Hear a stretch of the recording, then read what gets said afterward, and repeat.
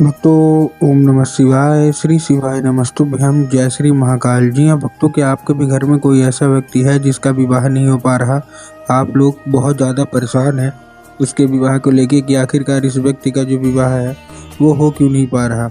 आपने बहुत ज़्यादा कोशिश की उसके विवाह को कराने के लिए कि उसका जो विवाह है वो हो जाए, लेकिन अभी भी उस व्यक्ति का जो विवाह है ना वो होने का नाम ही नहीं ले रहा है। आप लोग के मन में बहुत ज़्यादा शंका भी है कि आखिर ऐसा क्या हो गया जिसके कारण उस व्यक्ति का जो विवाह है वो नहीं हो पा रहा। तो आपको परेशान होने की या चिंता करने की कोई भी आवश्यकता नहीं है। आज जो मैं आपको उपाय बताने वाला हूँ, अगर आपने केवल और केवल उतना ही कर लिया तो अवश्य रूप से आपके घर का जो कोई भी व्यक्ति है, जो कोई भी सदस्य है जिसका भी विवाह नहीं हो पा रहा ना, अवश्य रूप से उसका जो व्यक्ति है ना उसका विवाह होगा ही होगा। कोई भी अड़चन, कोई भी समस्या आ रही है तो भी परेशान होने की ज़रूरत नहीं है। अवश्य रूप से उसका विवाह होगा ही होगा। देखिए, आपको भी पता है कि जो पूज्य गुरुदेव की जो कथा होती है ना उसमें लाखों की भीड़ आती है। कैसे भीड़ आती है? लाखों की भीड़ आती है। और जब गुरुदेव की कथा में लाखों की भीड़ आती है तो वहाँ ज़्यादातर जो भक्त रहते हैं वो क्या करते हैं, पत्र के द्वारा अपनी इच्छा, अपनी मनोकामना गुरुदेव तक पहुँचाते हैं। किसके द्वारा? पत्र के द्वारा। तो अभी गुरुदेव की कथा चल रही थी, आज से 4 से 5 महीना पहले की बात है। गुरुदेव की कथा चल रही थी और गुरुदेव की कथा में लाखों की भीड़ आई। अब जब गुरुदेव की कथा में लाखों की भीड़ आई तो वहाँ ज़्यादातर जो भक्त थे उन्होंने क्या किया, पत्र के द्वारा अपनी इच्छा मनोकामना गुरुदेव तक पहुँचाई। अब जब गुरुदेव के पास पत्र पहुँचा और गुरुदेव ने पत्र पढ़ा तो वहाँ गुरुदेव ने देखा कि ज़्यादातर जो भक्त हैं उनकी क्या है, केवल और केवल एक ही इच्छा, एक ही मनोकामना है, क्या कि गुरुदेव हमारे घर का जो व्यक्ति है उसका विवाह ही नहीं हो पा रहा। हमने हर एक कोशिश कर ली, हर एक चीज़ कर ली कि उसका जो विवाह है वो हो जाए, लेकिन फिर भी उस व्यक्ति का विवाह नहीं हो पा रहा। कृपया करके कोई उपाय बता दें। हमने बहुत ज़्यादा पंडितों को दिखा लिया, बहुत ज़्यादा उसकी कुंडली भी मिलवा ली, लेकिन फिर भी उसका जो विवाह है ना वो नहीं हो पा रहा। कृपया करके कोई उपाय बता दें। उसकी जो उम्र है वो भी धीरे धीरे करके गुजरती जा रही है।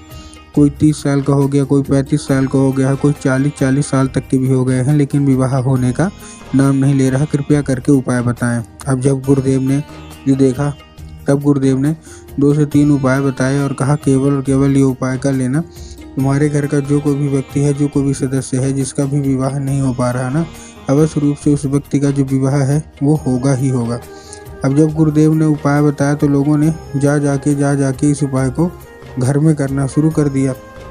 अब जैसे ही लोगों ने जाके इस उपाय को घर में करना शुरू कर दिया, वही लोग गुरुदेव की कथा में मात्र 1 से 1.5 महीने के बाद वापस आए। अब जब वही लोग गुरुदेव की कथा में वापस आए तो उन्होंने क्या हो गया, जब वही लोग गुरुदेव की कथा में वापस आए तो उन्होंने क्या किया, फिर से एक बार गुरुदेव को पत्र लिखा। लेकिन ये वाला जो पत्र था ये गुरुदेव को धन्यवाद के रूप में पत्र था कि गुरुदेव धन्य हो आपका, आपके द्वारा बताया गया जो आपने उपाय बताया था उसकी जो हमने जो थी हमारे अंदर, हमारा सारा का सारा पूरा हो गया है। आपने जो उपाय बताया वो हमने किया और हमारे घर के जो व्यक्ति था ना जिसका विवाह नहीं हो पा रहा था उसका विवाह भी पक्का हो गया। आपका कोटि कोटि धन्यवाद।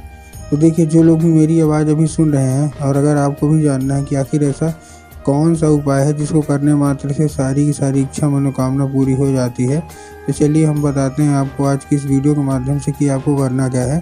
तो बस उपाय ध्यान से सुन के अच्छे से करिएगा ज़रूर। लेकिन उसके पहले चैनल पे अगर पहली बार आए हैं और आवाज़ मेरी पहली बार सुन रहे हैं तो वीडियो कर दें लाइक और चैनल को भी कर लें सब्सक्राइब, ताकि पूजनीय पंडित प्रदीप जी मिश्रा के रोज़ नए नए उपाय जो कि मैं उनकी कथा से सुनता हूँ, श्रवण करता हूँ, सबसे पहले मैं आपको प्राप्त करा सकूँ।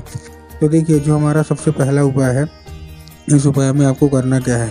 जो हमारा सबसे पहला उपाय है, इस उपाय में आपको लेना क्या है, 3 काली मिर्च और 1 धतूरा। क्या लेना है? 3 काली मिर्च लेना है और 1 धतूरा लेना है। अब देखिए, काली मिर्च और काली तिल में ना बहुत सारे लोग कंफ्यूज भी होते हैं कि काली मिर्च लें कि काली तिल लें। तब गुरुदेव ने साफ साफ बताया है कि आपको क्या लेना है, आपको लेना है काली मिर्च और साथ में क्या लेना है, 1 धतूरा। तो काली मिर्च और धतूरा ले लिया। काली मिर्च और धतूरा लेने के बाद आपको और क्या करना है, जैसे आपने लिया, लेने के बाद आपको चुपचाप उसको लेने के बाद आपको केवल एक काम करना है, पहुंच जाना है सीधा सीधा कहाँ, शिव मंदिर। अब जैसे ही आप शिव मंदिर पहुंचेंगे, शिव मंदिर पहुंचने के बाद आपको करना क्या है, जैसे आप शिव मंदिर पहुंचे, शिव मंदिर पहुंचने के बाद आपको दक्षिण दिशा में खड़े होना है और उत्तर की ओर अपना चेहरा कर लेना है। अब देखिए, दक्षिण और उत्तर में ना बहुत सारे लोगों के मन में कन्फ्यूज़न रहता है कि दक्षिण क्या है, उत्तर क्या है, हमको थोड़ा साफ साफ बताओ। तब गुरुदेव ने साफ साफ बताया है कि आप जिस भी शिव मंदिर जा रहे हो उसी मंदिर का जिधर साइड जलाधारी होगा आपको अपना चेहरा उधर साइड करके खड़े हो जाना है। ठीक, खड़े हो गए। अब खड़े होने के बाद आपको करना क्या है, एक नाम लेगी। कौन सा? महादेव का बहुत ही सुंदर सा नाम है श्रम्भेश्वर महादेव। तो आपको करना क्या है, केवल और केवल श्रम्भेश्वर महादेव का नाम लेके और उन्हीं का स्मरण करके आपको चुपचाप क्या कर देना है, अर्पित कर देना है बस। पूज्य गुरुदेव कहते हैं कि अगर आपने श्रम्भेश्वर महादेव का ये उपाय कर लिया ना तो अवश्य रूप से सारी इच्छा मनोकामना जो भी आपके अंदर है वो पूरी होगी ही होगी। ठीक, ये था कौन सा हमारा, ये था हमारा पहला उपाय। अब हम चलते हैं अपने दूसरे उपाय की ओर। अब देखिए जो हमारा दूसरा उपाय है, इस उपाय में आपको करना क्या है, इस उपाय में आपको केवल और केवल लेना क्या है, केवल और केवल आपको चाहिए क्या, आपको चाहिए 11 लाल फूल। ठीक, 11 लाल फूल आपने ले लिए। अब 11 लाल फूल लेने के बाद आपको करना क्या है, जैसे आपने 11 लाल फूल लिया, 11 लाल फूल लेने के बाद आपको पहुंचना है सीधा सीधा शिव मंदिर। अब जब फूल लेंगे तब आपको एक चीज़ का और ध्यान रखना है कि जो फूल है वो कहीं से कटा फटा या खंडित नहीं होना चाहिए, पहली चीज़। और दूसरी चीज़ आपको ध्यान रखना है कि जो फूल है वो एक किस्म का होना चाहिए। एक किस्म का मतलब क्या है, अगर गुलाब का ले रहे हैं तो केवल केवल गुलाब का लीजिए, अगर आप गुड़हल का ले रहे हैं तो केवल केवल आप गुड़हल के लीजिए। ऐसा नहीं करना कि 2 फूल गुलाब के ले लिए, 3 फूल गुड़हल के ले लिए, 4 फूल किसी और के ले लिए, ऐसा आपको नहीं करना। ठीक, तो फूल ले लिए। फूल लेने के बाद पहुंचना है कहाँ, सीधा सीधा शिव मंदिर। अब शिव मंदिर पहुंचने के बाद आपके दिमाग में आएगा कि जाएंगे बाबा भोलेनाथ के ऊपर अर्पित कर देंगे, जो कि गलत है। आपको बाबा भोलेनाथ के ऊपर अर्पित नहीं करना, आपको माता शोक सुंदरी के ऊपर अर्पित करना है। अब देखिए जिसको पता है कि माता शोक सुंदरी की जगह कहाँ होती है उनका तो ठीक, लेकिन बहुत सारे ऐसे भी लोग हैं जिनको यही नहीं पता कि माता शोक सुंदरी की जगह होती कहाँ है। तब गुरुदेव ने साफ साफ बताया कि जलाधारी है, जलाधारी के बिल्कुल बीचों बीच माता शोक सुंदरी की जगह होती है। तो बस आपको करना क्या है, माता शोक सुंदरी की जगह में आपको चुपचाप से अर्पित कर देना है। ठीक, ये तो था हमारा दूसरा उपाय। अब हम चलते हैं अपने तीसरे और आखिरी उपाय की ओर। अब देखिए जो हमारा तीसरा और आखिरी उपाय है, इस उपाय में आपको और क्या करना है। जो तीसरा और आखिरी उपाय है ना, इस उपाय में आपको लेना क्या है, इस उपाय में आपको केवल और केवल चाहिए जो है वो चाहिए आपको लाल चंदन ही चाहिए। और लाल चंदन के बाद आपको कहाँ पहुँच जाना है, लाल चंदन लेके पहुँचना है सीधा सीधा शिव मंदिर। अब शिव मंदिर में भी मैंने आपको माता शोक सुंदरी की जगह बताई, उसी जगह पे माता शोक सुंदरी वाली ही जगह पे आपको अपने दाहिने हाथ की कोई भी एक उंगली से 3 बार बिंदी के रूप में टीका लगाना है।